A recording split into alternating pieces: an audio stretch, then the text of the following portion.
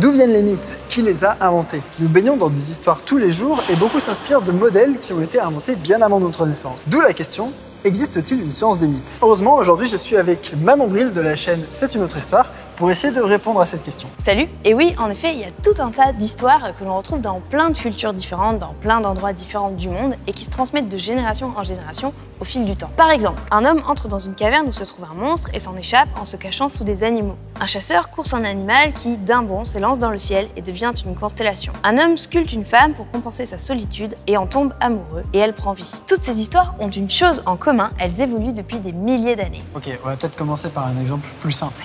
Bon, prenons une bestiole mythologique au hasard. Par exemple, si je vous dis sirène, vous pensez à quoi? Un truc mi-femme, mi-ton? Ok, donc a priori, en premier lieu, vous pensez à une femme poisson. Et si pourtant je vous dis que la sirène n'a pas toujours eu cette forme? En fait, dans l'Antiquité, une sirène, ça ressemblait à ça. Un être mi-femme, mi-oiseau. Ok, donc ça veut dire qu'on peut essayer de comprendre l'évolution des sirènes et essayer d'imaginer comment est-ce qu'elles sont passées de femme-oiseau à femme-poisson. Oui, d'ailleurs, les historiens se sont pas mal penchés sur la question. Les sirènes, pendant très longtemps, ce sont des êtres maléfiques. Avec leurs douce voix, elles charment les marins qui passent à proximité sur leur bateau en leur disant qu'elles détiennent la connaissance de toutes les choses du monde pour en fait les tuer. La rencontre avec les sirènes, c'est une aventure d'Ulysse qui est racontée dans l'Odyssée, une épopée qui raconte son retour en bateau après la guerre de Troie. L'Odyssée ne donne pas de description précise des sirènes, mais leur localisation en fait au moins des monstres terriens. Les représentations antiques du mythe les dépeignent comme des femmes oiseaux. Ulysse, qui est un gros malin, grâce au conseil de la magicienne Circé, demande à ses hommes de se boucher les oreilles avec de la cire lorsque le bateau passe à proximité de l'île des sirènes, et il leur demande aussi de l'enchaîner au mât du bateau pour que lui puisse profiter du chant des sirènes. Et du coup, au départ, la sirène, elle est gréco-romaine. Probablement.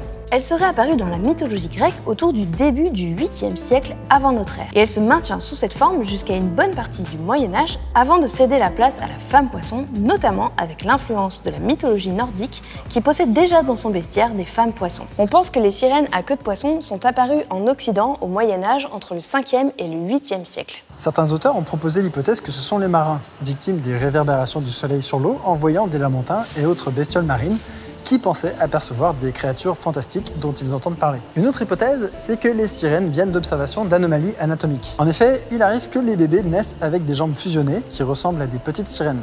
On observe en tout cas que les mythes, comme de nombreux autres éléments culturels, ressemblent vraiment aux organismes vivants dans leur évolution. Premièrement, sauf s'ils ont été inventés indépendamment, toutes les versions d'un même mythe ont un ancêtre commun. Deuxièmement, la génération suivante hérite des mythes de la génération précédente et elle en conserve la plupart des traits. Troisièmement, plus ou moins consciemment, il y a des petites modifications à chaque génération. Comme le disait l'anthropologue Claude Lévi-Strauss, on ne discute pas les mythes du groupe, on les transforme en croyant les répéter. Du coup, plus il y a de temps entre la première version d'un mythe et sa dernière, plus ces deux-là seront différentes. Exactement comme l'évolution d'une espèce qui accumule des mutations. Comme les peuples humains ne tiennent pas en place et qu'ils se divisent, migrent et s'isolent, on s'attend à ce que chaque culture finisse par avoir sa propre version d'un mythe dont elle partage l'origine avec d'autres peuples. Et c'est exactement ce qui se passe. Par exemple, on retrouve à différentes époques et sur de nombreuses aires géographiques l'histoire d'un homme qui entre dans une caverne où se trouve un monstre et qui en échappe en se cachant sous des animaux. L'homme, le monstre, le scénario exact varie, mais la structure générale est la même. Ah carrément, d'ailleurs dans la mythologie grecque, c'est encore une aventure d'Ulysse. C'est lorsqu'il rencontre Polyphème, le cyclope. Lorsqu'Ulysse décrit les cyclopes, ce sont des géants à un œil connus pour être des gros bourrins pas trop civilisés. Ulysse est donc un homme très curieux et il a envie de rencontrer un cyclope. Ulysse et ses compagnons trouvent une grotte qui abrite une étable pour des brebis et des chèvres. Dedans vit un cyclope immense et cruel, c'est Polyphème.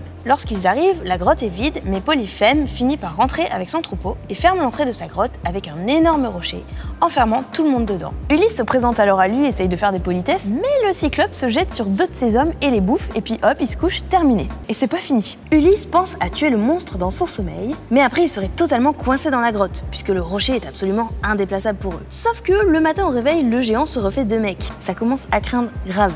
Puis il ouvre sa grotte pour faire sortir les moutons, sort aussi et la referme aussitôt. Alors Ulysse va mettre en place une ruse. Avec ses compagnons et ceux qu'il trouve, il fabrique un pieu. Le soir, le cyclope rentre et bouffe encore deux mecs au passage.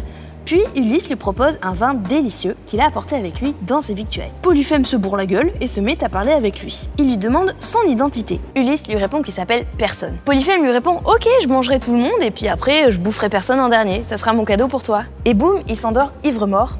En rotant, nous dit Ulysse. Ulysse et ses compagnons se ruent sur le pieu et le chauffent au feu, puis l'enfoncent dans l'œil du monstre. Le cyclope hurle de douleur et appelle ses potes cyclopes au secours. Polyphème a ouvert sa grotte, mais il garde l'entrée avec ses bras. Il faut trouver une autre astuce. Comme le géant laisse quand même sortir ses moutons au toucher, Ulysse a l'idée de fixer ses hommes sous les béliers, comme ça le cyclope ne peut pas les sentir. Et c'est comme ça qu'il s'échappe et qu'il court au bateau, en prenant soin quand même de balancer son vrai nom au passage au cyclope, histoire de bien enfoncer le clou. Et comme pour les sirènes, on peut tenter de comprendre l'origine du mythe avec des sciences naturelles. Par exemple, en 1941, le paléontologue autrichien Othenio Abel proposa que ce mythe avait pu venir de l'observation par les Grecs anciens de fossiles de crânes d'éléphants nains. Et il y a une autre hypothèse qui est apportée par la tératologie, la science qui étudie les anomalies anatomiques. Dans cette hypothèse, l'idée des cyclopes vient de la cyclopie, une vraie malformation qui se caractérise par la fusion des deux orbites chez les mammifères, dont les humains. Mais ce qui est intéressant, c'est que la cyclopie peut être causée par des composés chimiques, la gervine et la cyclopamine, qui sont présents dans des plantes du genre des vérâtres. Les bergers grecs auraient donc pu voir des moutons mort-nés avec un œil unique central, et ça les aurait inspirés pour le mythe des cyclopes. Ouais, ça aurait pu être ça, comme ça aurait pu être n'importe quoi d'autre, et en pratique, ça va être assez difficile de vérifier. En revanche, ce qu'on peut faire, c'est retracer l'origine du mythe et ses différentes évolutions au fil du temps et des aires géographiques. Par exemple, chez les Indiens natifs pieds noirs qui vivent dans les grandes plaines entre le Montana et l'Alberta, le cyclope est remplacé par Corbeau, une divinité à la fois homme et oiseau. L'étude des points communs entre les mythes permet de retracer leur parenté. En rassemblant un maximum de mythes apparentés à celui de Polyphème de partout dans le monde,